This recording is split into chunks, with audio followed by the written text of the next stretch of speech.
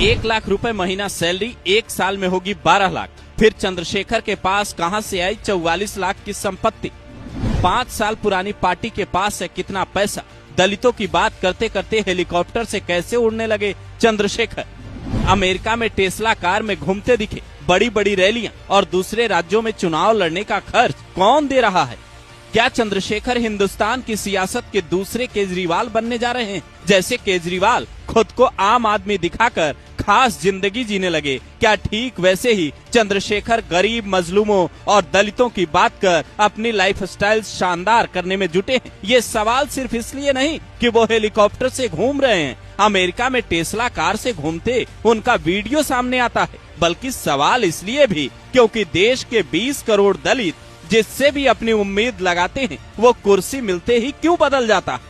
दलितों की देवी कही जाने वाली मायावती आज 111 करोड़ की संपत्ति की मालकिन है। उन्होंने दलितों के लिए कई बड़े काम भी किए, लेकिन चंद्रशेखर भी इस बात को मानते हैं कि आज भी दलित वर्ग गरीबी में जीने को मजबूर है। फिर सवाल है, उन्हें कोई अमीर क्यों नहीं बना पा रहा? क्या नेता सिर्फ उन्हें अपने वोट के लिए इस्तेमाल कर रहे हैं? ये साल 2020-21 की ऑडिट रिपोर्ट है जो चंद्रशेखर की आजाद समाज पार्टी की, जिसमें लिखा है पार्टी के पास 5,44,000 की संपत्ति। इतना पैसा हो सकता है दान से मिला, लेकिन अब इस पार्टी के पास कितनी संपत्ति है इसकी जानकारी नहीं मिलती।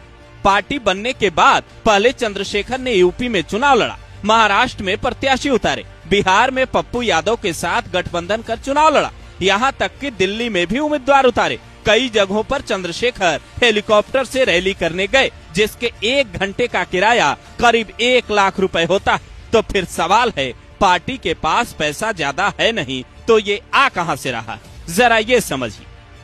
चंद्रशेखर की कुल संपत्ति 44 लाख थी, जिसमें से बैंक अकाउंट में नकदी जमा सिर्फ 33,000 है। ये हलफनामा उन्होंने साल 2022 के चुनाव में दिया, जो mynetainfo.com पर आप भी देख सकते हैं। 2 साल बाद साल 2024 में इन्होंने अपनी संपत्ति 39,86,000 रुपए बताई, जिसका मतलब हुआ 2 साल में इनकी संपत्ति करीब 5 लाख रुपए कम हो गई। तो कागजों पर पार्टी के पास पैसा ज्यादा है नहीं, इसीलिए जब हेलीकॉप्टर को लेकर चंद्रशेखर से सवाल पूछा जाता है तो कहते हैं हर जगह गाड़ी से जाना संभव नहीं होता, इसीलिए ये जरूरी है। तो क्या किराया पार्टी के कुछ नेता ही दे रहे हैं और चंदा सिस्टम तेजी से चल रहा है? क्योंकि भीम आर्मी एकता मिशन के राष्ट्रीय अध्यक्ष विजय रतन सिंह तो यही इशारा करते हैं। वो कहते हैं पार्टी के कार्यक्रम के लिए 1-1 रुपए जोड़े जाते हैं। जो कार्यकर्ता हैं ये सब उनकी मेहनत की कमाई से होती है। हमारे नेता शिक्षा, स्वास्थ्य से लेकर तमाम मुद्दों को उठा रहे हैं।